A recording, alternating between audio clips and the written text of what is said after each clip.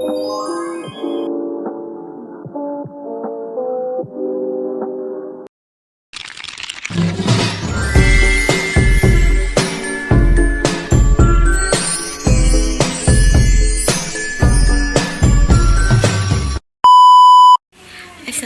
warahmatullahi wabarakatuh. Halo teman-teman, nama saya Nabil Sifaudina. Saya ingin menyelesaikan tugas statistik pendidikan dengan menjelaskan materi tentang penyelesaian manual untuk pengujian reliabilitas Cronbach-Alpha. Selamat menyaksikan. Di bagian pertama, kita ingin menjelaskan tentang pengertian pengujian reliabilitas Cronbach-Alpha. Pengujian reliabilitas yang menggunakan Cronbach-Alpha itu termasuk salah satu metode yang sering diterapkan dalam penelitian di bidang sosial, psikologi, pendidikan, dan ilmu sosial lainnya.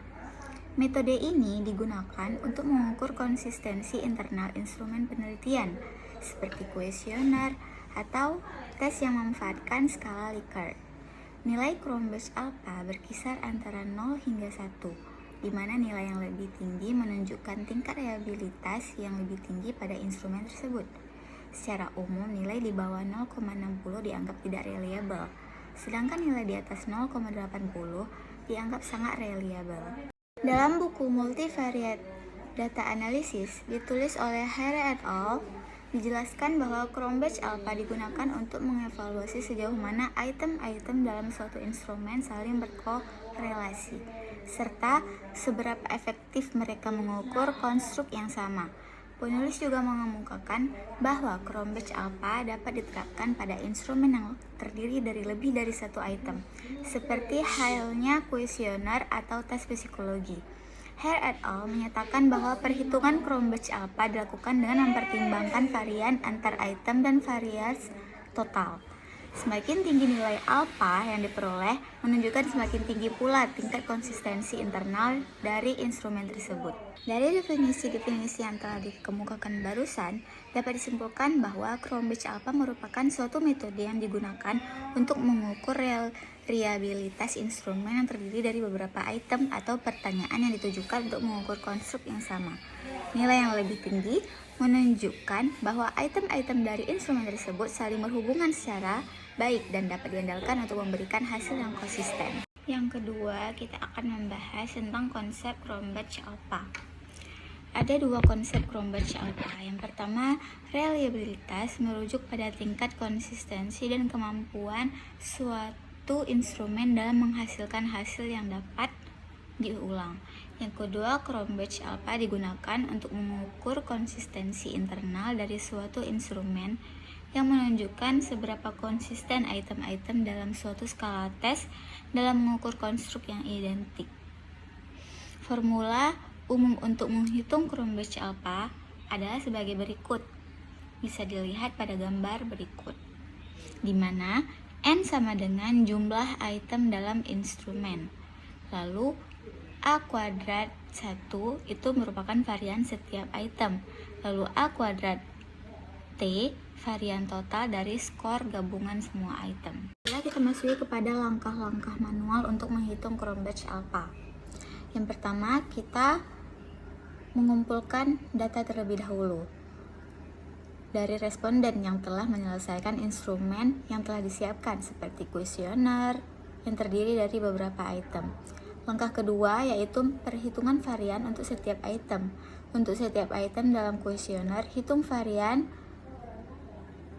O kuadrat T berdasarkan nilai-nilai yang diperoleh dari responden. Yang ketiga itu perhitungan varian total. Setelah memperoleh varian untuk setiap item, hitung total skor untuk setiap respondennya. Selanjutnya hitung varian dari skor total tersebut. Langkah yang keempat itu perhitungan Cronbach-Alpha. Nah, di sini menggunakan rumus yang telah ditentukan untuk menghitung nilai Cronbach-Alpha.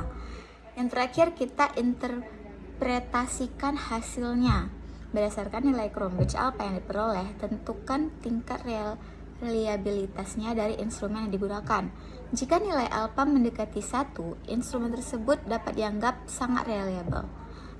Pengukuran alpha Cronbach-A dilakukan dengan skala 0,00 sampai 1,00 seperti yang ditunjukkan pada tabel berikut. Selanjutnya kita akan membahas tentang penyelesaian manual untuk menguji reliabilitas Cronbach Alpha. Baik, di sini saya akan memberikan contoh soal. Dari data 10 siswa yang telah diberi tes kreativitas terdiri dari 4 butir soal dan tiap butir soal mempunyai nilai paling rendah 1 sampai paling tinggi yaitu 5. Ujian reliabilitas instrumen tersebut dengan signifikasi sama dengan 5%. Nah, bisa dilihat tabel skor jawaban tes dari kreativitas dari 10 siswa ini. Lalu langkah-langkah mengerjakannya yaitu yang pertama membuat tabel penolongnya seperti berikut. Lalu menghitung nilai varian setiap butir soal. Butir soalnya bisa kita lihat pada gambar berikut. Ini butir soal 1 dan seterusnya. Langkah selanjutnya dengan menghitung total nilai varian butir. Bisa dilihat sebagai berikut. Lalu langkah selanjutnya menghitung nilai varian total.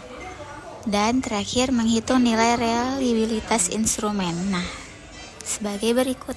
Kesimpulan dari semua itu, reliabilitas instrumen tes kreativitas sebesar 0,864 dengan kriteria sangat tinggi. Kriteria ini dapat dilihat pada tabel di atas ya, sehingga dapat dikatakan instrumen tes kreativitas reliable.